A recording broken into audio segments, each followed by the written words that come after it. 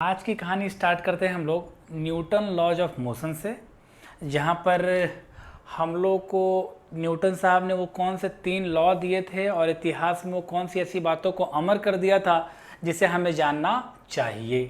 पहली बात। अब रही बात दूसरी कि अगर मैं तुमसे ये कहूँ कि लास्ट लेक्चर में जो भी चीज़ मैंने आपको पढ़ाया अगर तुमने अच्छे से उसे पढ़ लिया है और आज जो पढ़ाऊँगा वो उसी से जुड़ा हुआ होगा, लेकिन आज के लेक्चर्स के अगले लेक्चर से, तो मैं ये मान के चलूँ कि तुमने जो भी कुछ किया है वो सारा का सारा तुम्हें ध्यान में है, हाँ कि ना। बात करेंगे कहानी,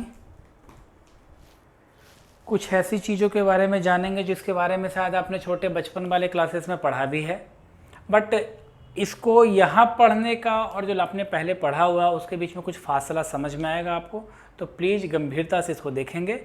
नोट कॉपी और पेन को रखेंगे तैयार। कुछ भी इंपॉर्टेंट लगेगा जो मैं बोल रहा हूँ और आपको लगता है कि इंपॉर्टेंट है, हालांकि मैं बताऊँगा भी, तो आप उसे लिखते चलेंगे। क्या मेरी बात क्लियर है? पक्की बात है बहुत ज़बरदस्त कहानी है, बहुत ही ज़बरदस्त कहानी। सबसे पहला है न्यूटन का first law. A particle remains on rest और in uniform motion in a straight line, remains on rest or uniform motion in a straight line up to until there is no any external force acting on it। अब इस बात को जरा समझो।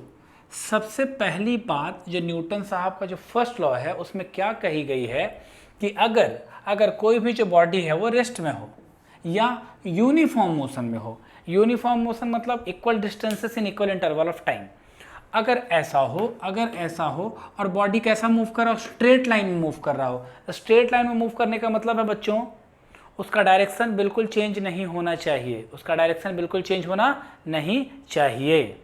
Particle remains on rest और in uniform motion in a straight line up to until there is no any external force acting on it. मतलब ये जो पूरा का पूरा जो फर्स्ट लॉ का डेफिनेशन है दरअसल आपसे सिर्फ ये कह रहा है कि what is the requirement of force, मतलब फोर्स का रिक्वायरमेंट हमें किस चीज़ के लिए है।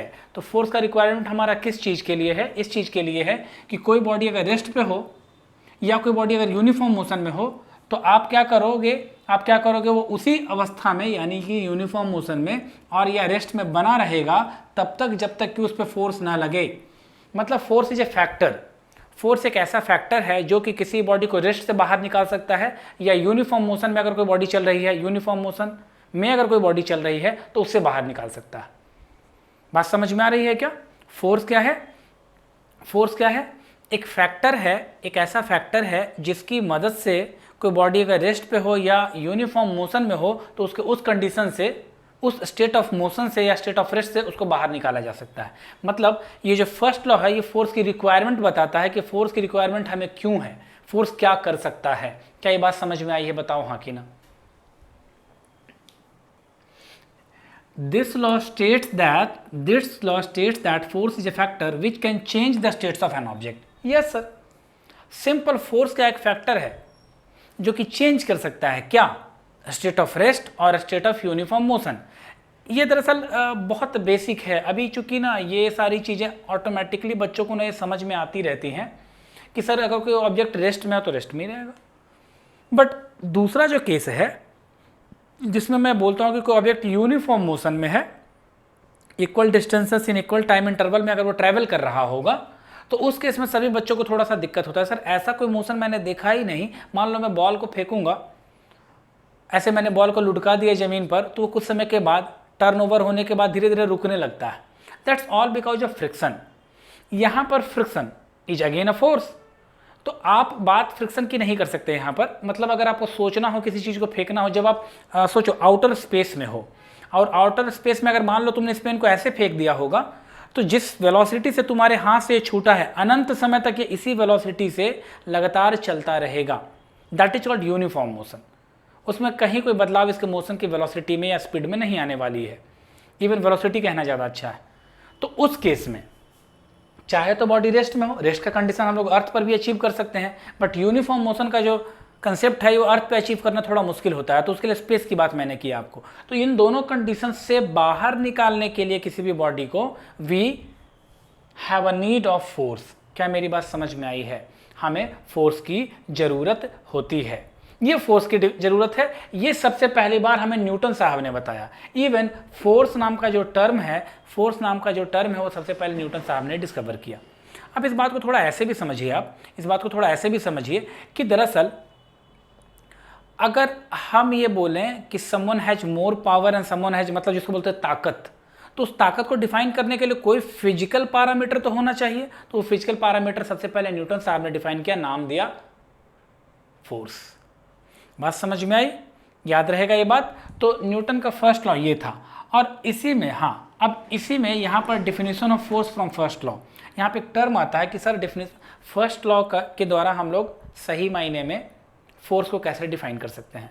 तो कैसे डिफाइन कर सकते हैं? सीधा ऐसे देखो जरा, force is a factor which can change the state of rest और state of uniform motion of any body. Force is a factor which can change state of rest और state of uniform motion of a body. First law से force का एक definition निकल के आता है कि फोर्स एक ऐसा फैक्टर है जो कि स्टेट ऑफ रेस्ट को या स्टेट ऑफ यूनिफॉर्म मोशन को चेंज कर सकता है। आप लोग मन ही मन ये सोच रहे होंगे कि सर ये बहुत सारी चीज़ें बेसिक हैं जो हम लोगों ने 9th में पढ़ी होंगी, तो हमें तो यहाँ बहुत ज़्यादा अच्छा कुछ पढ़ना होगा। पेशेंस रखो, बहुत अच्छी चीज़ें बताऊंगा, बहुत अच्छे न्यूमेरिकल्स भी करवाऊंगा, लेकिन अभी बिल्कुल मैं ये मान के चल रहा हूँ कि तुम्हें बहुत कुछ कम आता है, तो मैं छोटी छोटी सी बातें भी आपको क्लियर करते चला जा रहा हूँ। क्या मेरी बात क्लियर है? तो definition of force from first law क्या डन हो चुका है, हाँ या ना? Definition of force from first law हो चुका है डन दिमाग में, हाँ या ना, ये बताओ। ठीक है, अब इसी जगह पर एक टर्म हमें इसी फर्स्ट लॉ में ही पढ़ना है, दैट इज कॉल्ड इनर्शिया। अब मैं फिर से जब इनर्शिया की बात करूंगा तो तुम्हें ऐसा लगेगा कि सर इनर्शिया जैसा कोई टर्म क्यों डिफाइन किया गया होगा। हमें भी पता है इनर्शिया मतलब होता है जिस अवस्था में हो उसी अवस्था में बने रहने की क्षमता, जिस अवस्था में आप हो उसी अवस्था में बने रहने की क्षमता को हम लोग इनर्शिया बोलते हैं। हिंदी में से बोलते हैं जड़त्व। तो ये जो जड़त्व है वो क्या है, जरा उसको समझिए। It is the property of a body due to which it opposes the change in its state. मतलब ये एक ऐसी प्रॉपर्टी है, एक आंतरिक गुण है, ये एक इंट्रिंसिक प्रॉपर्टी है। जो आपका इनर्शिया है वो बॉडी कैसा है, इंट्रिंसिक प्रॉपर्टी है। इंट्रिंसिक मतलब कि जब भी कोई बॉडी होगा तो उसमें ये प्रॉपर्टी होगी ही होगी, कोई भी बॉडी हो, कैसी भी बॉडी हो, उसमें ये पहले से ये अवेलेबल होगा। इंट्रिंसिक प्रॉपर्टी आंतरिक गुण है, सॉरी इंट्रिंसिक बॉडी मैंने लिखा है, इंट्रिंसिक प्रॉपर्टी है ना। तो ये इंट्रिंसिक आंतरिक गुण है किसका, किसी भी बॉडी का, कोई भी बॉडी जो ब्रह्मांड में एग्जिस्ट करता हो सबका, जिसके कारण से ये क्या करता है, अपोज मतलब विरोध करता है किस चीज़ का, change in its state. State क्या क्या हो सकता है, स्टेट क्या क्या हो सकता है, एक रेस्ट का, एक यूनिफॉर्म मोशन का, और एक थर्ड भी लेते हैं हम लोग डायरेक्शन का। एक किसकी बात करते हैं थर्ड में, डायरेक्शन की बात करते हैं बच्चों। क्या ये बात समझ में आ रही है? क्या ये बात समझ में आ रही है? जो बातें इसमें थोड़ी सी अनजान सी लगें तो प्लीज़ उसे मेमोराइज कर लो, क्योंकि इन सब चीज़ों का 11th के बेसिक फिजिक्स से बहुत ज़्यादा लेना देना तो नहीं है, क्योंकि न्यूमेरिकल बेस्ड होता है सारा पढ़ाई। बट थियोरेटिकली जितना स्ट्रांग हो गए उतना ज़्यादा फिजिक्स में सोच पाओगे। फिजिक्स विदाउट फीलिंग नील बटा सन्नाटा, तो फेल करते चले जाना है हर एक चीज़ को। ये बात की गई है 1897 के आसपास की, मतलब 1900 के आसपास की। तो सोचो जरा उस समय जब बहुत तेज़ी से आंधी चलती थी, हवाएं तेज चलती थी, और अगर बिजली कड़क जाता था तो लोग ये समझते थे कि भगवान हमसे नाराज़ हैं। उस वक्त अगर कोई साइंटिफिक छोटी मोटी बातें भी की गई जो आज तुम्हारे लिए बहुत ऑब्वियस ही है कि ऐसा तो होता होगा, सर इसमें कौन सी बड़ी बात है, न्यूटन साहब ने इतनी ज़िंदगी अपनी ख़राब कर दी, ये तो बेटा ये अंडरस्टूड इसलिए है क्योंकि तुमने बचपन से ही ग्रेजुअली इन सब चीज़ों को सीखना शुरू किया है। बट ये विज्ञान उस समय दिया गया था जब लोगों को ये तक नहीं पता था कि आंधी और तूफान नाम की कोई चीज़ें होती हैं। उनको लगता था कि ये सारी की सारी जो चीज़ें वो भगवान या कोई शैतान कर रहा हो। तो प्लीज़ उस हिसाब से जजमेंट करके इन सभी पढ़ाइयों को देखना, तब तुम्हें समझ में आएगा कि भाई उस समय ये सही में कितना इंपॉर्टेंट क्योट्स या इंपॉर्टेंट स्टेटमेंट्स हुआ करते थे। क्या मेरी बात क्लियर हो रही है सभी को? ठीक है, again we are going to study, we are going to learn inertia. Inertia क्या है? एक प्रॉपर्टी है किसी भी मैटर का, जिसके कारण से वह अपने में आए हुए स्टेट ऑफ रेस्ट या स्टेट ऑफ यूनिफॉर्म मोशन का विरोध करता होगा। जैसे मैं बोलूं कि ये जो पेन है, देखो देखो देखो, अगर मैं आपसे ये बोलूं, गौर से देखेंगे, कुछ भी समझ में ना आए तो बताना। अगर मान लो मैंने बोला कि ये बुक यहाँ रखी गई है, अगर मैंने ये बोला कि ये जो बुक है ये लंच बॉक्स है, इवन कुछ भी इस टेबल पे रखा गया है, तो तुम क्या बोलोगे, लंच बॉक्स चलने लगेगा ना वो, अरे भाई चलने लगेगा ना वो, तो नहीं चलेगा। अच्छा, तो जो नहीं चलेगा तो जो नहीं चलने का उसका कारण है, that is called inertia. That is called what, inertia. It is the property of a body due to which it opposes. अब सोचो जरा, तो अच्छा एक बात बताओ, क्या तुम इसे कहने पे चला सकते, नहीं सर। तो क्या तुम इसे धक्का देके चलाओगे, हाँ सर। तो धक्का देना मतलब एफर्ट लगाना, धक्का देना मतलब एफर्ट लगाना, आप एफर्ट लगा रहे हो। और अगर आप एफर्ट लगा रहे हो तो एफर्ट लगाने में आपको एक विरोध का सामना करना पड़ता है। बुक को पुश करने में, टेबल बेंच को पुश करने में हमें एक एफर्ट लगाना पड़ता है। वो जो एफर्ट है वो किसके कारण से आता है, इनर्सिया के कारण से आता है। किसके कारण से आता है बच्चों, इनर्सिया के कारण से आता है। क्या मेरी बात सबको समझ में आ रही है ना।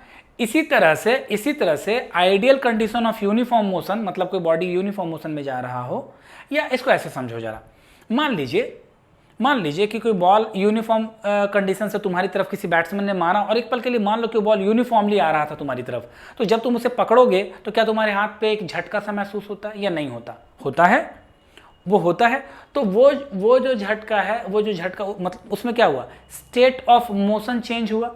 भाई बॉल पहले वेलोसिटी के साथ आ रही थी, अब तुम्हारे हाथों पे टकराने के बाद उसकी वेलोसिटी कम जाएगी या शून्य हो जाएगी। तो उस केस में समझना जरा, उसका विरोध कौन करता है, इनर्सिया ही करता है। मतलब वो बॉल सही मायने में ये चाहता था कि वो यूनिफॉर्म मोशन में ही बना रहे, बट तुमने उस पर हाथ लगा के उसको रोकना चाहा, तो वो जो विरोध है इनर्सिया के कारण से उस बॉल का, वो तुम्हारे हाथों ने महसूस किया है। क्या ये बात समझ में आई है, दैट इज कॉल्ड इनर्सिया। तो ये है इनर्सिया की बात, यह है इनर्सिया की कहानी। ठीक, यहां तक ये जो पूरा स्टेटमेंट है बच्चों, इसमें फोर्स का क्वांटिटी डिफाइन नहीं किया गया, ये सिर्फ एक क्वालिटेटिव एनालिसिस है। द फर्स्ट लॉ जो है बच्चों वो क्वालिटेटिव एनालिसिस है। अब यहां पे थोड़ा सा दो चीजों को समझो, हालांकि आप बहुत ज्यादा छोटे छोटे बच्चे हो जिनको स्टडी तो आप करना भी नहीं चाहते, और ये इस बात से तो मैं बिल्कुल चलो मैं ये कह रहा हूँ आपसे कि ये क्वालिटेटिव एनालिसिस क्या होता है और क्वांटिटेटिव एनालिसिस क्या होता है, जरा इन दोनों को समझिए बच्चों। क्वांटिटेटिव एनालिसिस, इन दोनों चीज़ों को ज़रा समझिए। अगर आप इसको समझेंगे तो आपको वर्ड समझ में आएंगे। These are the physical terms, ये हम लोग फिजिक्स में यूज करने वाले कुछ बेसिक टर्म्स हैं। अगर मैं बोलूँ जरा इसको ऐसे समझो, अगर मैं बोलूँ मैं 12 घंटा पढ़ता हूँ, तो मैं बता रहा हूँ क्वांटिटी कि मैं कितना पढ़ता हूँ, 12 घंटा पढ़ता हूँ। बट मैं अगर तुम्हें ये बोलूँ कि मैं बहुत मेहनत से पढ़ता हूँ, तो जो मेहनत है या बहुत कंसंट्रेशन से पढ़ता हूँ, वो कैसा होगा, वो होगा क्वालिटेटिव स्टडी, मतलब क्वालिटी की बात करें, क्वालिटेटिव एनालिसिस है वो। और एक में जब अमाउंट आ जाता है, कितना अमाउंट, तो दैट इज क्वांटिटेटिव, क्वांटिटी की बात हो गई। तो जो न्यूटन का जो फर्स्ट लॉ है बच्चों, उसमें सिर्फ कहीं भी ये नहीं बोला गया कि फोर्स कितना लगाया जाएगा, सिर्फ ये बात करी गई कि फोर्स की जरूरत क्या है हमें, हम क्यों फोर्स लगाते हैं। तो इसलिए हम लोग इसे बोलते हैं जो फर्स्ट लॉ है वो क्वालिटेटिव एनालिसिस देता है हमें, क्वांटिटेटिव नहीं देता। क्या ये बात क्लियर हो गई है, सबको समझ में आ रहा है, इसमें कोई डाउट या कोई दिक्कत है? चलो बहुत बढ़िया। हाँ, तो मैंने ये माना कि आप इसको अच्छे तरीके से समझे हो। अब हम लोग चूंकि इनर्सिया पे थे, कहाँ थे बच्चों, इनर्सिया पे थे। तो अब इनर्सिया जो है हमारा वो 3 तरह का होता है। इनर्सिया जो है हमारा 3 तरह का होता है, जो थ्योरेटिकल एस्पेक्ट्स है मैं आपको बताते चलता हूँ। सारी कहानियाँ लिखवाना मैं उचित नहीं समझता, आप 11th की बुक्स में आसानी से पढ़ भी सकते हो, लेकिन हाँ समझा देना बहुत ज़रूरी है ना, और कुछ इंपॉर्टेंट बात वो बता देना भी बहुत ज़रूरी है। तो सबसे पहली बात अगर अपन करें तो बात कर रहे हैं अपन रेस्ट की, इनर्सिया ऑफ रेस्ट, पूरा नाम है इसका inertia of rest, inertia of uniform motion, inertia of direction. तो इनर्सिया ऑफ रेस्ट, तो रेस्ट में है, रेस्ट में बने रहने की इनएबिलिटी, अयोग्यता। दरअसल एबिलिटी नहीं है, ये इनएबिलिटी है कि कोई चीज़ रुका हुआ है, वो रुका हुआ ही रहेगा। हालांकि कहने को इसे एबिलिटी भी कह सकते, बट मैं इसे फिजिक्स में इनएबिलिटी कहता हूं। तो अगर कोई object, it is an inability of any body due to which it always resist the change from its state of rest. ये हमेशा विरोध करेगा, अपने स्टेट ऑफ रेस्ट को कोई बदलने आए तो उसका विरोध करेगा। इसको ऐसे समझो जरा इसको ऐसा समझो जरा कि मान लिया जाए मैं आपसे ये कहूँ कि एक टेबल है, एक भारी सा टेबल, उसे तुम्हें धक्का देना है, तो तुम बोलोगे हाँ सर देंगे। तो जब तुम इसे धक्का दोगे बच्चों, तो जरा देखना क्या तुम्हें विरोध का सामना करना पड़ता है? यस सर करना पड़ता है। क्यों होता है ऐसा? इसलिए होता है ऐसा क्योंकि जो टेबल था हमारा वह इनर्सिया में था। कैसा इनर्सिया में? रेस्ट वाले इनर्सिया में। कैसा इनर्सिया में? रेस्ट वाला में। तो अब वो रेस्ट के कारण से आपका विरोध करेगा, that is called inertia of rest. अब inertia of uniform motion, it is also an inability of a body due to which it maintains their uniform motion. यह फिर से किसी ऑब्जेक्ट की अयोग्यता है जिसके कारण से यह अपने यूनिफॉर्म मोशन को मेंटेन करना चाहता है। Inertia of uniform motion. इसी तरह से inertia of direction, again it is an inability of a body due to which it don't want to change their direction. कोई बॉल, जरा गौर से देखना, जरा सोचो, जरा फुटबॉल खेल रहे हो तुम और कोई बॉल ऐसे फेंकी गई, ऐसे ऐसे भेजी जा रही हो, तो क्या इसका डायरेक्शन अपने आप ऐसे मुड़ जाएगा? नहीं, बिल्कुल नहीं भाई। पत्थर से टकरा के भी मुड़ेगा तो अपने आप तो नहीं मुड़ा ना वो। तो आप क्या करते हो, आप यहाँ पे खड़े रहते हो और आप यहाँ पर अपने पैर से इसको इधर की ओर किक कर देते हो, तो बॉल का डायरेक्शन ऐसे चेंज हो जाता है। मतलब ये है कि कोई बॉल अगर एक ही डायरेक्शन में जा रहा हो तो लगातार उसी डायरेक्शन को मेंटेन करना चाहता है। इसलिए मैंने यहाँ पे स्ट्रेट लाइन का जिक्र किया था, जो कि अच्छी अच्छी किताबों में मेंशन नहीं किया जाता। बात समझ में आई है क्या? एक ही डायरेक्शन में मेंटेन करने की खुद की क्षमता या अयोग्यता is called inertia of direction. बोलो हाँ कि ना? कोई इसमें दिक्कत है तो बता दो। क्या ये मेरी बात क्लियर है? The first one is inertia of rest, the second one is inertia of uniform motion and the third one is inertia of direction. मतलब एक डायरेक्शन में है तो एक ही डायरेक्शन में हमेशा बना रहना चाहेगा। ठीक है, अब तीनों के एग्जाम्पल्स ले लेते हैं। अब तीनों के एग्जाम्पल्स ले लेते हैं। आपने देखा होगा, मान लो कि कोई एक फल से भरा हुआ है कोई बड़ा सा पेड़ है। अब मान लो आपने उसे क्या करना है, आपको फल तोड़ना है, तो आप क्या करते हो, पेड़ को अगर मान लो हिला सको तुम, तो पेड़ को क्या शेक करोगे, कस करके झकझोर दोगे एकदम से, तो कुछ फल टूट के नीचे गिरता है। क्यों गिरता है? इसलिए गिरता है क्योंकि जब आपने पेड़ को बहुत कस के झटका दिया, हिलाया, तो पेड़ की डालों तक तो वो मोशन में आया वो, बट जो फल है वो इनर्शिया में रहता है। अब वो इनर्शिया में है बट उसके पार्ट जो है वो तो मोशन में आ चुका है। अपने इनर्शिया के कारण से वो एक जगह से टूटेगा और नीचे गिर जाएगा। That is all belongs to inertia. इसी तरह से आपने देखा होगा जो पुराने से बड़े से कोट्स होते हैं, कोट मतलब वो पहनने वाले ओवर कोट जो बड़े साइज में होते हैं, उसको जनरली धोया नहीं जाता और स्टिक से पीटा जाता है जिससे उसका डस्ट बाहर निकलता है। It's all because of inertia of rest. वो जो डस्ट है उसी जगह पर रहना चाहता था, बट आपने जिस पे वो रहना चाहता था उसे ही मोशन में दे दिया, वो नीचे फॉल ऑन होता है। That is inertia of rest. क्या बात समझ में आई है? चलो इसी तरह से मान लो किसी मोटरसाइकिल पर तुम चल रहे हो, बैठे हुए हो, किसी मोटरसाइकिल पे तुम बैठे हुए हो और अचानक से मोटरसाइकिल जो है वो रुक जाए। तो जैसे ही रुकेगा तो तुम्हें एक झटका लगता। बात समझ में आया क्या? तुम्हारी बॉडी चाहती थी कि वो यूनिफॉर्म मोशन को मेंटेन करे, बट यूनिफॉर्म मोशन अगर मेंटेन नहीं हुआ तो आपको, भाई हमेशा याद रखना, हर एक बॉडी इनर्शिया को मेंटेन करना चाहती है। अगर वो रेस्ट में है तो रेस्ट को ही मेंटेन करना चाहती है, अगर वो यूनिफॉर्म मोशन में है तो यूनिफॉर्म मोशन को ही मेंटेन करना चाहती है। इसी तरह से अगर मैं बात करूँ इनर्शिया ऑफ डायरेक्शन की, तो जरा देखो तो एक पाइप है, एक ऐसा पाइप है। ये एग्जाम्पल्स मैंने आपको शायद, देखो जरा, ये है। अब इसमें से मैंने क्या किया, एक बॉल डाल दिया है। तो जरा देखो तो ये चूंकि ये पूरा सर्कुलर होता, अगर ये पूरा सर्कुलर होता तो ये बॉल 3 डायरेक्शन में बाहर निकल सकता है, पहला, दूसरा और तीसरा, दूसरा और पहला। तो आपके हिसाब से कौन सा डायरेक्शन होना चाहिए? कौन सा होना चाहिए? तीसरा होना चाहिए, क्योंकि जो बॉल है वो पहले से सर्कुलर मोशन में है, तो जब वो निकलेगा तो ऐसे बाहर की ओर आएगा और ये इनर्शिया ऑफ डायरेक्शन को मेंटेन करता है।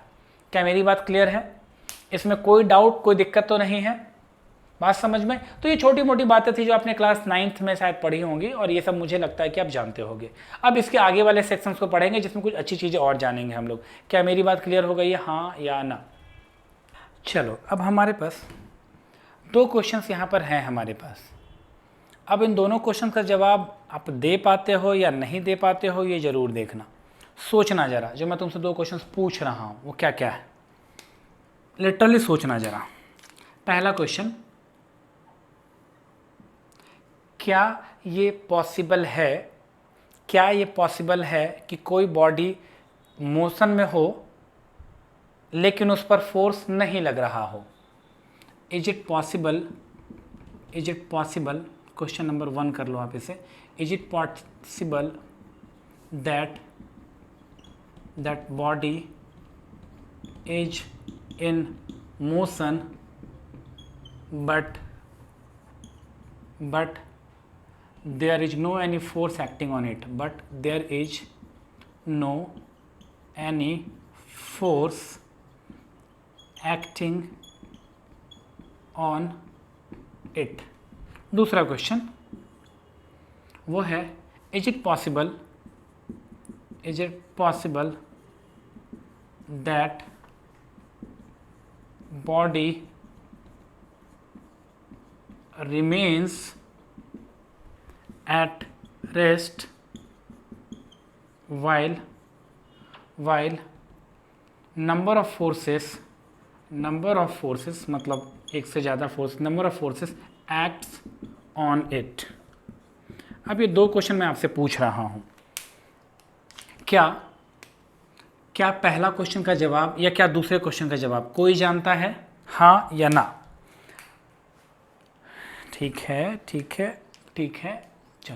चलो अब जरा पहले का एक्सप्लेनेशन देखिए, एक्सप्लेनेशन नंबर 1 जरा इसको सीखें, है ना।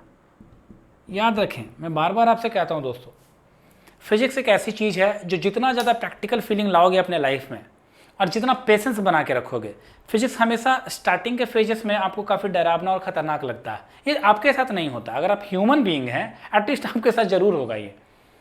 ये हमेशा याद रखिए आप कि फिजिक्स स्टार्टिंग में डरावना लगता है, लेकिन ये बिल्कुल उस नारियल के जैसा है जो स्टार्टिंग में ऊपर से तो हार्ड लगता है बट अंदर में बहुत सॉफ्ट है। एक ऊपर वाले में सिर्फ हिम्मत बनाए रखना, पेशेंस रखना, थोड़ा वक्त लग सकता है, किसी को थोड़ा कम लगता है, किसी को थोड़ा ज़्यादा लगता है, डजंट मीन कि कोई ज़्यादा जान जाएगा। अगर आप एफर्ट लगा रहे हो लगातार तो निश्चित है आप भी वहाँ पहुँच जाओगे। हाँ, जनरली और सब अच्छे बच्चे पहुँच जाते हैं। तो थोड़ा सा पेशेंस बनाए रखना। ऐसा कभी नहीं होगा कि फिजिक्स तुम्हें बहुत एफर्ट तुम लगाओ और फिजिक्स तुम्हें एकदम से सन्नाटा छोड़ के चला जाए, ऐसा कभी नहीं होगा। फिजिक्स थोड़ा सा इम्तिहान ज़रूर लेता है तुम्हारे माइंड का, और यहाँ पे जो होल्ड करके रख सकता है वो बोल्ड नहीं होगा। आ जाओ देखते हैं, is it possible that body is in motion but there is no any force acting on it? क्या ये संभव है कि कोई बॉडी जो है वो मोशन में हो बट उसके मोशन में होने के कारण मोशन में वो है बट उस पर कोई फोर्स नहीं लग रहा हो? आंसर है यस। अब इस यस का एक्सप्लेनेशन चाहिए। अब एक्सप्लेनेशन कैसा है जरा उसको देख लीजिए। मैं एक बात कह रहा हूँ आपसे, जरा समझना। अगर मैं ये कह रहा हूँ, आपने पढ़ा होगा क्लास 9th में एक relation V equals to U plus AT, yes और नो, ये पढ़ा होगा आपने। अब यहाँ से अगर मैं A लिखूँ, दैट इज द एक्सेलरेशन, वो होता है बच्चों V minus U by T. अच्छा, आपको ये भी पता होगा क्लास 9th के ही बेसिक थ्योरी से कि फोर्स इक्वल्स टू होता है सर मास इनटू एक्सेलरेशन, यस और नो। फोर्स इक्वल्स टू होता है बच्चों मास इनटू एक्सेलरेशन। यहाँ ये ध्यान दीजिए, मैंने कुछ भी जो 11th की बात नहीं कर रहा मैं, ये आपने सबने पढ़ाई कर रखी है क्लास 9th में। अगर मैं बोलूँ इफ़, बच्चों जरा बताना मुझे, एक्सेलरेशन A बराबर 0 तो क्या फोर्स बराबर 0 होगा सर? भाई A 0 तो फोर्स 0। ओके। तो अगर मैं यहाँ पे एक कंडीशन रख दूँ 0 बराबर V minus you by T, तो t यहाँ मल्टीप्लाई होगा तो 0, तो क्या होगा V माइनस यू बराबर 0। यस सर, मीन्स V बराबर U। अच्छा, V क्या था बच्चों? V था फाइनल वेलोसिटी, U क्या था बच्चों? Initial velocity. अच्छा, इसका मतलब ये है कि अगर किसी बॉडी का इनिशियल वेलोसिटी और फाइनल वेलोसिटी सेम हो जाएगा, अगर किसी बॉडी का फाइनल वेलोसिटी और इनिशियल वेलोसिटी सेम हो जाएगा, ये तो तब होगा जब एक्सेलरेशन क्या होगा बच्चों? 0 होगा। और अगर एक्सेलरेशन 0 होता है बच्चों तो फोर्स क्या होता है? 0 होता है। बोलो हाँ या ना। तो इस बात को जरा ऐसे भी समझिए कि अगर बॉडी के वेलोसिटी में, किसी बॉडी की वेलोसिटी में कोई चेंज नहीं आ रहा है तो इनिशियल वेलोसिटी बराबर final velocity, that is the true case of uniform motion. Yes और नो? यस और नो, इसका मतलब ये है कि इस वाले क्वेश्चन का जवाब तो तभी हो सकता है जब ये मोशन कैसा होना चाहिए बच्चों, यूनिफॉर्म होना चाहिए। कैसा होना चाहिए, यूनिफॉर्म मोशन। और अगर कोई ऑब्जेक्ट यूनिफॉर्म मोशन में है, मतलब उसकी वेलोसिटी में कोई चेंज नहीं आ रहा है, लगातार वो एक ही वेलोसिटी से मूव कर रहा हो, इसका सीधा सीधा मतलब ये होता है उस पर नेट फोर्स 0 है, उसके बावजूद भी वो मोशन में है, बट कैसा मोशन होगा उसका, यूनिफॉर्म मोशन होगा। क्या ये बात समझ में आई है, हाँ या ना? चलो अब बात करते हैं एक्सप्लेनेशन नंबर 2 की। सेकंड नंबर को एक्सप्लेन करेंगे अपन। सेकंड क्या कह रहा है, is it possible that the body remains at rest while number of forces acts on it? Yes sir, why not, इसका भी आंसर यस होगा। अब पूछोगे कैसे, भाई फोर्स लग रहा है तो फोर्स के कारण से तो मोशन हो जाएगा। नहीं, फोर्स लग रहा है तो उसके कारण से मोशन हो कोई ज़रूरी नहीं है, कोई ज़रूरी नहीं है। जैसे एक पल के लिए सपोज करो, जैसे ये वॉल है, ये जो दीवार है, ये जो दीवार है हमारे बोर्ड के पीछे, अगर मैं उसे धक्का लगाऊंगा तो क्या वो मोशन में आ जाएगा? आएगा क्या? नहीं। इसका मतलब क्या है, इसका मतलब ये कि जितनी ताकत से मैं उसे धक्का दे रहा हूँ कोई पार्टिकुलर डायरेक्शन में, उतना ही उल्टे डायरेक्शन में मुझ पर फोर्स भी लग रहा है। मतलब अगर मैं ये कहूँ कि कानू और धानु ने मुझे 2 डायरेक्शन में खींचना शुरू कर दिया, इधर उसने 10 न्यूटन का फोर्स लगाया है और इधर इसने भी 10 न्यूटन का फोर्स लगाया, तो बताओ मैं किधर जाऊंगा, कानू की तरफ या धानु की तरफ, या कहीं नहीं जाऊंगा? ऑब्वियस बात है, दोनों पर फोर्स लगने के बावजूद भी मेरे पास मोशन नहीं है। तो सेकंड वाले केस का क्या आंसर, एक्सप्लेनेशन क्लियर हो गया है। इसका मतलब ये हो जाता है, बच्चों के नंबर ऑफ फोर्सेस का सम अगर 0 हो जाए तो बॉडी जो है फोर्स लगने के बावजूद भी रिमेन्स एट रेस्ट रह सकता है। बोलिए हाँ कि ना। क्या ये बात समझ में सबको आई है? अब बात करेंगे मोमेंटम की। एक नया टर्म, शायद आपने क्लास 9 में पढ़ा हो अगर आप थोड़े समझदार रहे हो तो। और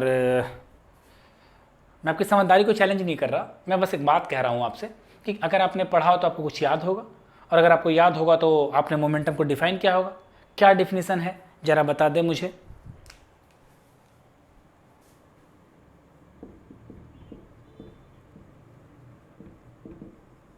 it is defined as the product of, है ना, it is defined as the product of mass and velocity. Mass and velocity मैंने शॉर्ट में लिखा है ना। यहाँ ध्यान रखें, मोमेंटम जो है बच्चों, इसे डिनोट करते हैं हम लोग पी से, और उसके ऊपर एक साइन देते हैं because it is a vector quantity. कैसी क्वांटिटी है बच्चों? वेक्टर क्वांटिटी है। मतलब इसकी वैल्यू और इसका डायरेक्शन दोनों बहुत महत्व रखता है। इसकी वैल्यू और इसका डायरेक्शन दोनों बहुत महत्व रखता है, क्योंकि वेक्टर क्वांटिटी में क्या क्या चीज़ें होती हैं बच्चों, जल्दी बता दो। Magnitude plus direction.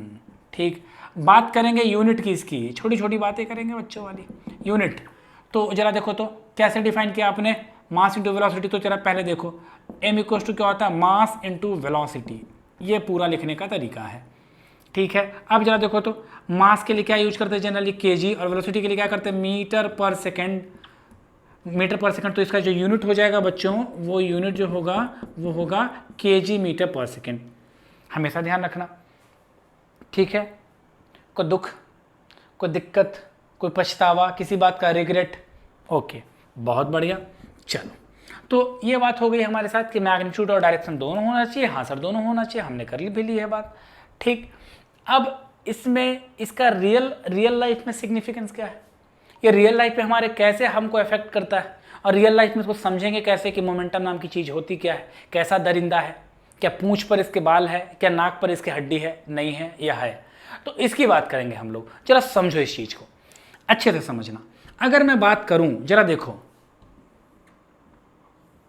ये एक लड़का है जिसका नाम है, इसका नाम है, देखना जरा, भारी सिंह। क्या नाम है बच्चों, जल्दी बताओ। भारी सिंह, जैसा कि नाम सजेस्ट हो रहा है, ये लड़का भारी भी है, नहीं है क्या भारी, जैसा कि नाम सजेस्ट है भारी सिंह है। और इसी के बगल में एक और लड़का है जो बिल्कुल स्लिम एंड ट्रिम है और मेरे जैसा है, उसका नाम है हल्का सिंह। क्या नाम है बच्चों, ठीक। अब बात द्वंद इस बात की है कि भारी सिंह ने ये बोला हल्का सिंह को कि तुम मुझे गिरा के बताओ, तुम मुझे गिरा के बताओ। तो सोचो जरा, ये हल्का सिंह जो है उसके पास गया, ऐसे जाके खड़ा हो गया, अब इसको ये धक्का दे रहा है। मुझे बताओ, क्या नॉर्मली जिस तरह से वो धक्का दे रहा है, क्या कोई चांस बनता है कि ये कभी भी भारी सिंह को गिरा पाएगा? नो, नहीं। बट अब उल्टा, अब सोचा उसने, भारी सिंह ने सोचा कि भाई ऐसे तो नहीं गिरेगा ये, तो एक काम कर सकते हैं, क्यों ना ये काम करें कि हम दौड़ते हुए आए और दौड़ते हुए जाके कस के उड़ते हुए एकदम फ्लाइंग मुक्का मारे इस भारी सिंह को, तब चांसेस बन जाते हैं उसके गिरने के, हाँ कि ना? ओके, क्या डिफरेंस था पहले कंडीशन में और क्या डिफरेंस था सेकंड कंडीशन में? अगर तुम बात करो, पहले कंडीशन में भी ये ताकत तो लगा रहा था, मतलब फोर्स लगा रहा था, बट सेकंड कंडीशन में फोर्स जो है उसके साथ साथ कुछ और भी लगा रहा था, जो कि थी इसकी वेलोसिटी, क्योंकि वो दौड़ते हुए आया था। बोलो हाँ या ना? पक्की बात। चलो, इसी तरह से यहां पर एक टेबल है, जरा उसको भी समझना। ये एक टेबल है, किससे बना हुआ? ग्लास से बना हुआ, शीशे से बना हुआ। यहां पर मैंने क्या किया है, एक पत्थर रख दिया, ठीक है। नॉर्मली अगर कोई पत्थर जो बहुत ज़्यादा वजनी नहीं हो, अगर तुमने शीशे के ग्लास पे रखा है तो पत्थर शीशे को नहीं तोड़ पाएगा, यस और नो? बट अब तुम्हें क्या करना है, इसी पत्थर को उठा कर करके यहां लेके चले जाओ और अब छोड़ दो, तो जैसे ही छोड़ोगे तो ये गिरेगा और इसको तोड़ देगा। बोलो हाँ या ना? क्या फर्क है दोनों की घटनाओं में, पहले वाले में और दूसरे वाले में? जरा इसको फील करके बताओ। तो जरा फील करो, पहले वाली घटना में इस पत्थर का सिर्फ एक चीज यूज हो रहा था, दैट इज मास, मतलब वजन, हाँ या ना? बट सेकंड वाली चीज में इसका दो चीज यूज हो रहा है, एक पहला तो मास जो कि पहले भी हो रहा था, और साथ साथ क्या? वेलोसिटी। नहीं आया समझ में? ठीक। तो जब मास और वेलोसिटी दोनों मिल जाते हैं तो कमाल कर जाते हैं, उस कमाल को बोलते हैं हम लोग मोमेंटम।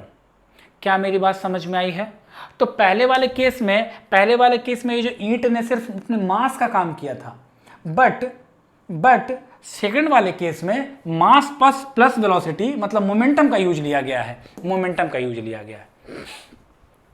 कई बार आपको भी याद होगा, आप जब स्कूल वगैरह के क्लासेस में रहते थे और कोई टीचर आपको पीट देता था, या स्कूल वाले का जो एडमिनिस्ट्रेशन है उससे आपका कोई पंगा हो जाया करता था, तो आप बेंच को तोड़ा करते थे।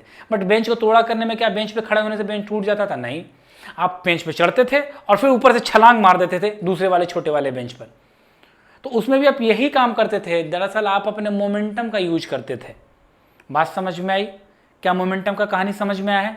अब ऐसी चीज़ों को समझाने के लिए हमारे फिजिक्स में एक शब्द है जिसको हम लोगों ने नया डिफाइन कर रखा है, मोमेंटम। क्या मेरी बात समझ में आई है, हाँ कि ना? अब चूंकि ये जो हमारा मोमेंटम है उसमें दो चीज़ों का गुना है, एक मास का और एक वेलोसिटी का।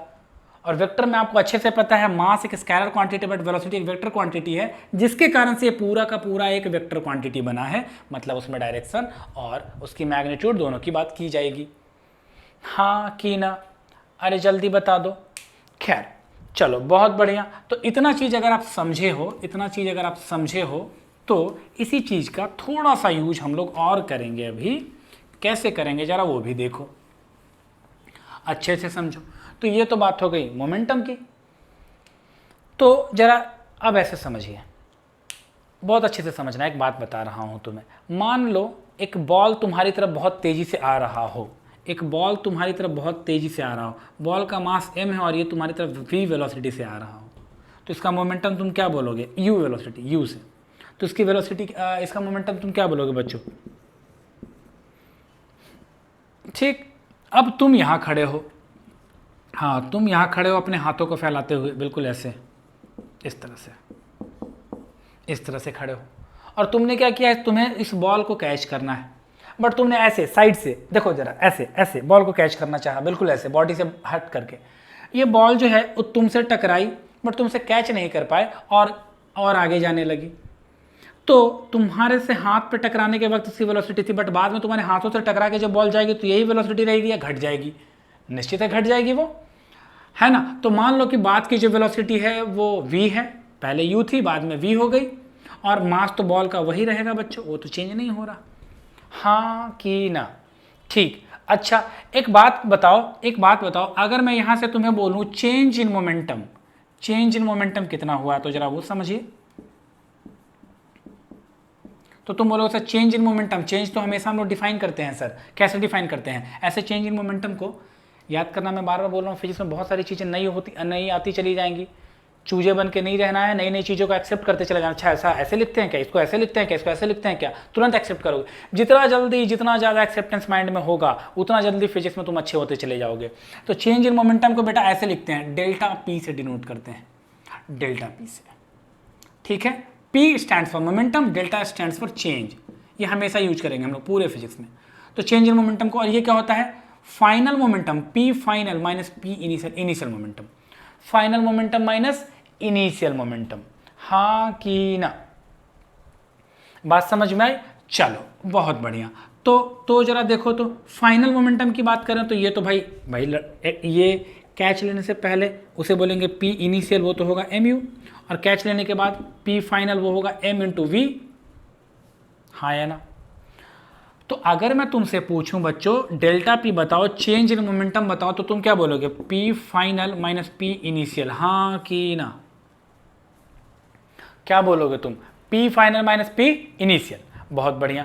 तो P फाइनल कितना है बच्चों? mv, और P इनिशियल कितना है? mu। अब दोनों में m कॉमन है तो तुम बोलोगे v माइनस यू। बोलो हाँ या ना? That is called delta P। अब ये जो मोमेंटम में चेंज आया है, अंतर आया है, अंतर कैसे आया जरा वो समझो। ऑब्वियस सी बात है, तुमसे टकराने वाली के बाद ये वेलोसिटी होगी और ये होगी, तो निश्चित मैं ये लिख सकता हूं u is greater than v। भाई ये वाली वेलोसिटी कम होगी, ये वाली वेलोसिटी ज्यादा होगी, तो मैंने यही तो लिखा u is greater than v। तो जरा समझो, u बड़ा है और v छोटा है, तो आप छोटे में से बड़ा जब घटाओगे तो जो भी कुछ आएगा वो नेगेटिव में आएगा। बोलो हाँ या ना? तो यहां पर जो चेंज इन मोमेंटम है वो नेगेटिव आया है। चेंज इन मोमेंटम जब भी नेगेटिव है, चाहे लिखना चाहो तो नोट्स में लिख लेना, चेंज इन मोमेंटम जब भी नेगेटिव है मतलब होता है मोमेंटम का लॉस हुआ है। चेंज इन मोमेंटम पॉजिटिव है तो बोलो मोमेंटम का गेन हुआ है। क्या मेरी बात समझ में आ रही है? मोमेंटम का अगर negative sign, change in momentum का नेगेटिव साइन है मींस मोमेंटम का लॉस हुआ है, पॉजिटिव है तो मोमेंटम का गेन हुआ है। तो ऑब्वियस सी बात है। अब जरा समझना सर, ये जो मोमेंटम का लॉस हो गया, कितने का मोमेंटम का लॉस हुआ? इतने का। अरे यार इतने का मोमेंटम का लॉस हो गया। तो ये जो मोमेंटम का लॉस है वो गया कहाँ सर? वो जो मोमेंटम का लॉस है वो कहाँ गया सर? मैं बताऊं कहाँ गया? वो गया बच्चों, ये जो बच्चा है उसके हाथों में लगता हुआ एक झटका, एक फोर्स सा, एक ताकत सा जो उसके बॉल को पकड़ने, जिसके हाथों को ऐसे झटका लगा, जो हाथ उसका पीछे गया होगा, वही है मोमेंटम का लॉस। वो इतने के बराबर होता है। हम लोगों ने कैलकुलेट कर लिया उसको। बात समझ में आई? क्या दिमाग में आ रहा है? अब चलो इसी चीज़ को मैं न्यूमेरिकली सॉल्व कर देता हूँ। न्यूमेरिकली ज़्यादा फील आता है बच्चों को ये सब चीज़ करने का। तो चलो मैं आपको ये न्यूमेरिकली समझाने का प्रयास करता हूँ। जरा देखिए, जैसे मान लीजिए बॉल का स्टार्टिंग में जो वजन था वह था 1 kg बच्चों, मान लो, ठीक है। और बॉल जो जिस वेलोसिटी से दौड़ रही थी वो दौड़ रही थी 10 मीटर पर सेकंड से। How much? 10 मीटर पर सेकंड से। टकराने के बाद इस लड़के से मास तो 1 kg है, वो तो बदलेगा नहीं। ऐसा थोड़ी होगा कि बॉल जो है वो वजन में कम हो जाएगा, ऐसा तो नहीं हो सकता। बट जो वेलोसिटी है ये वाली v जो है वो मान लो 5 मीटर पर सेकंड हो गया होगा। कितना बच्चों? 5 मीटर पर सेकंड हो गया होगा। तो मैं बोलूँ ये जो पूरी घटना है, ये जो फेनोमेना घटा है अभी, इसमें चेंज इन मोमेंटम निकाले। तुम अरे सर ये तो बहुत आसान सा चीज पूछ रहा हो। डेल्टा P इक्वल्स टू क्या? P final mass into velocity. Mass कितना? 1 into 5 minus P initial 1 into u कितना? 10। कितना आया? -5 यूनिट्स। यूनिट वही होगा kg मीटर पर सेकंड। यहाँ पे नेगेटिव है। ये जो तो बताओ जरा कितने का लॉस हुआ? 5 यूनिट का लॉस हो गया। जो मोमेंटम में 5 यूनिट का जो लॉस हुआ है बच्चों, वो कहाँ हुआ है? उस लड़के के हाथ में। वहाँ पर लॉस का, मोमेंटम का लॉस वहाँ चला गया है। क्या बात समझ में आई है? क्या ये एक लगभग नया सा क्या ये लगभग नया सा मोमेंटम जैसा एक फिजिकल क्वांटिटी की आपको समझ में बात आई है, हाँ कि ना? बता दो, जल्दी बता दो। क्या ये बात पूरी तरह से क्लियर है? सबको समझ में आया है? चलिए, बहुत बढ़िया बात है कि आप सभी को ये समझ में आया है। अब थोड़ा सा इसके और आगे पार्ट्स को कुछ करेंगे, शायद एक दो न्यूमेरिकल्स भी करना चाहें तो कर लें। अब बात करनी है हमें न्यूटन सेकंड लॉ की। न्यूटन साहब ने 3 अनमोल रत्न दिए हमारे फिजिक्स को। हालांकि ऐसा नहीं है, न्यूटन साहब एक ऐसे साइंटिस्ट हैं जिन्होंने फिजिक्स के अलग अलग चैप्टर्स में आपको दर्शन देना है, चाहे वो हीट एंड थर्मोडायनेमिक्स हो जो कि 11th का ही पार्ट है, चाहे वो लाइट हो जो कि 11th का ही पार्ट है, चाहे पूरे मैकेनिक्स हो। इवन आपको इस बात का यहाँ तक भी अंदाज़ा लगना चाहिए कि हम लोगों ने मैकेनिक्स को 2 बराबर भागों में बांटा हुआ है, जिसमें एक मैकेनिक्स का पूरा नाम है न्यूटोनियन मैकेनिक्स।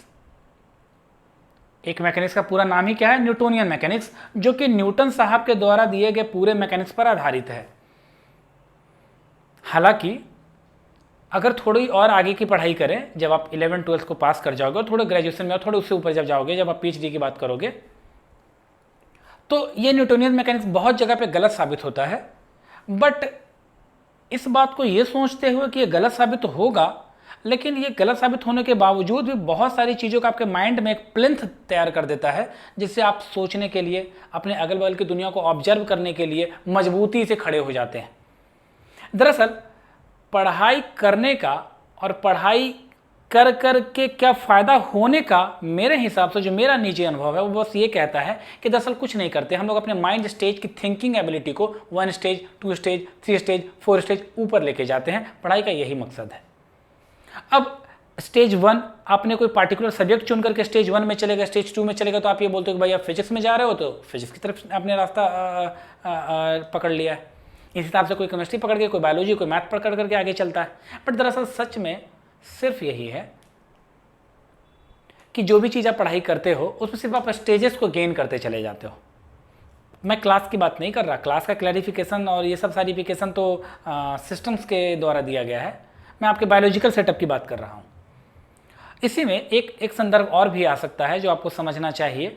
दरअसल सोचो जरा, आज तुम क्लास 5 की मैथमेटिक्स नहीं बनाते, मुझे नहीं लगता कि कोई बनाता भी होगा अगर वो मानसिक रूप से स्वस्थ है तो अगर वो 5वां क्लास का मैथमेटिक्स, 5th क्लास का मैथमेटिक्स नहीं बना रहा, बट आज मैं उसे 5th क्लास का मैथमेटिक्स दूंगा, वो बना देगा, जबकि तुम रोज की प्रैक्टिस भी नहीं कर रहे। इवन तुमने उस क्वेश्चन को भी देखे हुए काफ़ी साल हो गया होगा, बट क्यों कर लेते?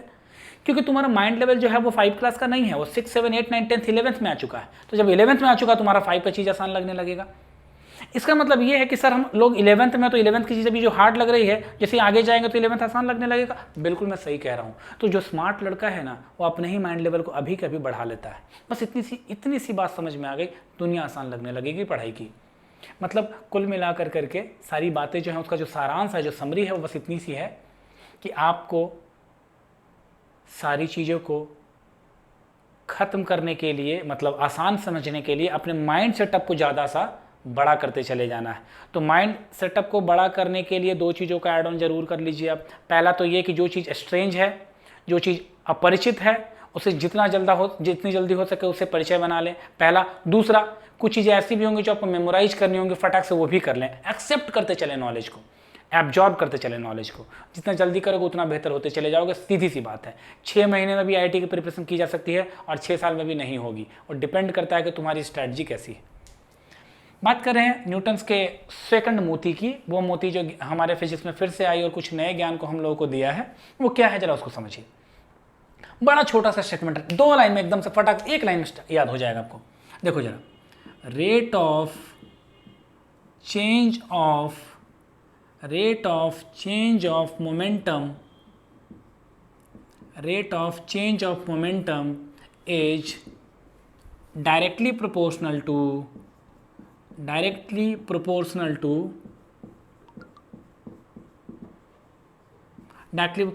force applied on that body। बस इतनी सी बात। Rate of change of momentum is directly proportional to force applied on that body. क्या मतलब है इसका? सुनने में तो लगा, समझने में क्या समझ है इसका, क्या लिखने का तर्क है इसका, तो जरा वो समझिए। पहले तो जरा देखो तो इस चीज को तुमने अभी जस्ट पढ़ा है, चेंज ऑफ मोमेंटम या चेंज इन मोमेंटम,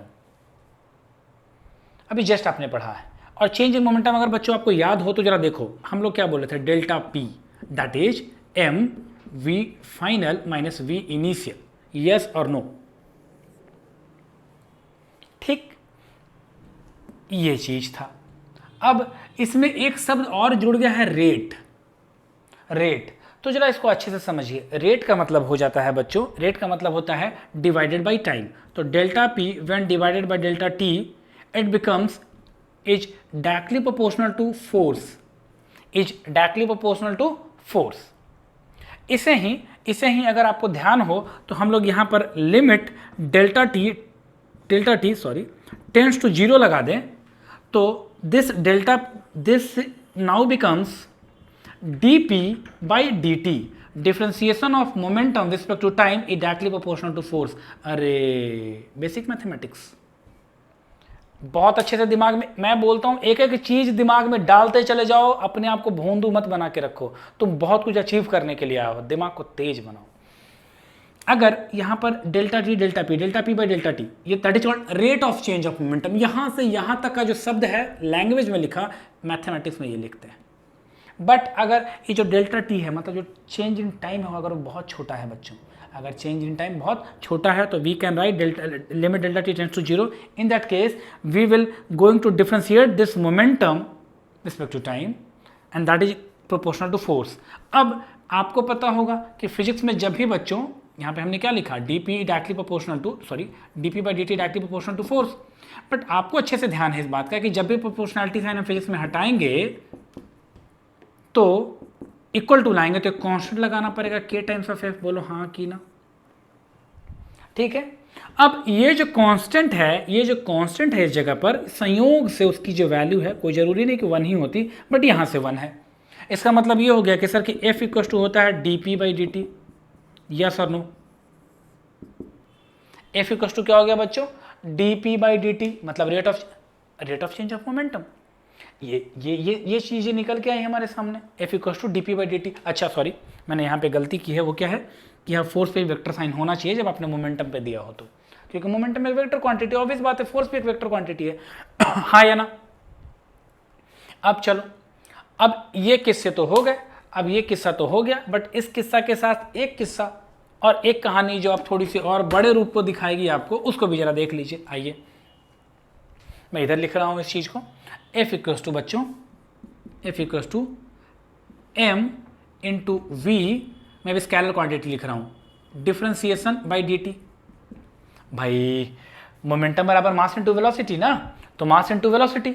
तो अब जरा देखो, इसको गौर से देखो, इट बिहेव्स लाइक यू, मतलब एक वेरिएबल इंटू दूसरा वेरिएबल, एक वेरिएबल इंटू दूसरा वेरिएबल। तो आपको बढ़िया से याद होगा हम लोग क्या करते हैं, एफ इक्वल्स टू क्या हो जाएगा, डिफ्रेंशिएट करो इसको, एम को छोड़ो तो d we by D T, yes sir, plus v को छोड़ दो तो d M by D T, yes और no.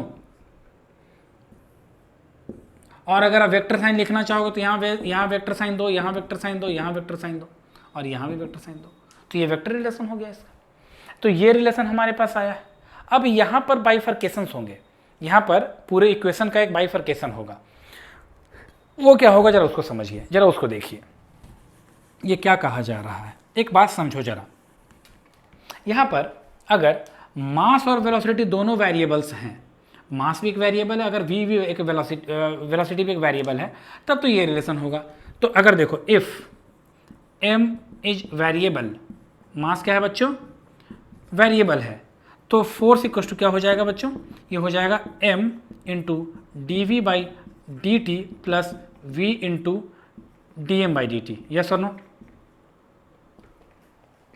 But if mass constant हो, अगर मास कांस्टेंट हो, जो कि भाई 97, 98, 99% केसेस में मास कांस्टेंट होता है, आपको पता है कि बॉडी का मास चेंज नहीं होता इन जनरल, तो मास जब कांस्टेंट होगा तो आपको पता है डिफरेंशिएशन ऑफ मास, मास क्या है बच्चों, कांस्टेंट है, तो कांस्टेंट का डिफरेंशिएशन 0 समथिंग मल्टीप्लाइड बाय 0, इस केस में फोर्स इक्वल टू हो जाएगा बच्चों m इंटू dv/dt।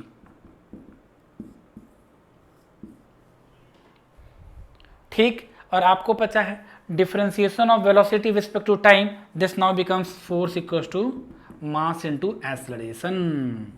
यही वो इक्वेशन है, यही वो इक्वेशन है जो मैं यहाँ लिख रहा हूँ, F equal to mass into acceleration. यही वो इक्वेशन है जो तुम क्लास 9th में डायरेक्ट याद कर जाते हो, बट वो डायरेक्ट इस तरह से नहीं आता, वो कुछ इस तरह से ऐड ऑन होके आता है। ये है एक्चुअल फार्मूला और ये है फाइनल फार्मूला, और ये भी एक्चुअल और फाइनल फार्मूला हो सकता है in case of when mass is variable. Yes और नो, क्या ये बात पूरी तरह से क्लियर हुई है, समझ में आ गई है आपके, हाँ कि ना? बहुत